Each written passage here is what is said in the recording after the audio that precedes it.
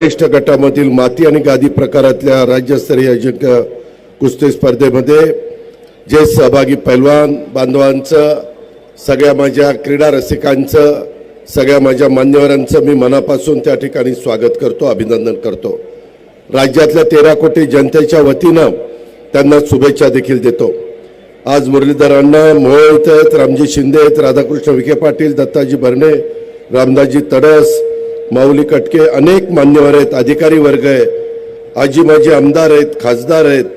एकंदरीतच आमच्या अरुण काका जगताप आणि संग्राम जगताप यांनी अतिशय उत्तम पद्धतीनं ह्या स्पर्धा आयोजित केलेल्या आहेत आणि माझ्या अहिल्यानगरच्या क्रीडा रसिकांनी, राज्यातल्या क्रीडा रसिकांनी त्याला चांगल्या प्रकारची साथ दिलेली आहे।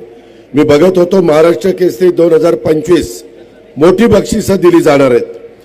प्रमुखाला महाराष्ट्र केसरीला थार मोटार, बोलेरो कार, तसंच 18 बुलेट, 20 स्प्लेंडर, 30 सोन्याच्या अंगठ्या, अशा अशी बक्षिसं मला कुठं पाहायला मिळाली नव्हती।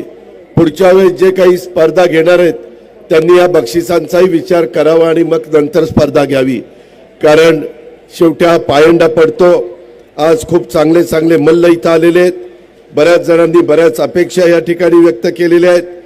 मी एवढंच सांगतो की राज्याचे मुख्यमंत्री देवेंद्रजी फडणवीस, उपमुख्यमंत्री एकनाथराव, मी, दत्ताबाबा, आम्ही सगळेच जण मिळून, राधाकृष्ण विखे पाटील, सगळे मिळून इथून पुढच्या काळामध्ये कुठल्याही स्पर्धा असल्या, कुठलाही खेळ असेल तर त्याच्यामध्ये राज्य सरकार आर्थिक मदत करण्याच्या बाबतीमध्ये कुठं कमी पडणार नाही।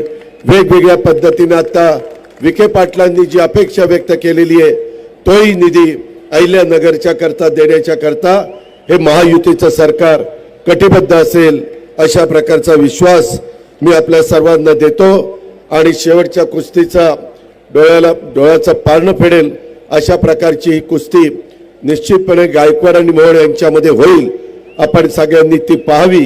प्रचंड संख्येने आपण आला, अनेक पैलवान मंडळी आली, सगळ्यांनी त्याच्यामध्ये प्रतिसाद दिला आणि खरोखरच त्यामध्ये संग्राम, अरुण काका आणि त्यांचे बाकीचे सगळे सहकारी, मग आमचे सचिव संतोष भुजबळ असतील, बाकीचे सगळे सहकारी असतील, यांनी, योगेश असेल, खूप जणांची नावं घेता येतील, परंतु सगळ्यांच्या मदतीमुळे हा दिमागदार गेले 5 दिवसाचा कार्यक्रम माझ्या राज्याच्या अनेक क्रीडा रसिकांनी पाहिला आणि तो सतत त्यांच्या लक्षात राहील अशा प्रकारची अपेक्षा व्यक्त करतो।